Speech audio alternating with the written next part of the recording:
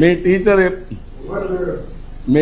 లేదా ఎవరు లేరా కారా రాజకీయ నాయకులు ప్రజాసేవకులు గారా ప్రజాప్రతినిధులు కూడా కావాలి. మీరు చదువుకున్న వాళ్ళందరూ స్వార్థంతో ఉద్యోగాలే చూసుకుంటే రాజకీయాలు అందరినీ శాసిస్తాయి, మన జీవితాలు మారుస్తాయి. ఇప్పుడు నేను తల్లికి వందనం ఇచ్చాం, మినిస్టర్ గారు ఉన్నారు, ఆయన కూడా చదువుకున్నాడు, బాగా మంత్రి అయ్యాడు. ఇప్పుడు తల్లికి వందనం ఇచ్చాడా? ఇది ఒక ప్రభుత్వ విధానమేనా కాదా? ఎట్లొచ్చింది? ఆయన ఆలోచనలో నుంచి వచ్చింది, అవునా కాదా? ఇప్పుడు మీకు టెక్నాలజీ పెట్టాడా? మీ ఇంటికి నేరుగా మీరు స్కూల్కి రాకపోతే ఇంటికి మెసేజ్ వెళ్ళిపోతుంది.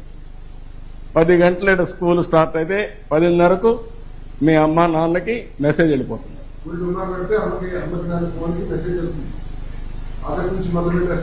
ఇప్పుడు దుమ్మా కొడతారు. ఇప్పుడు దుమ్మా కొట్టడానికి వీలు లేదు, అవునా కాదా? అది I wish all the best, good luck.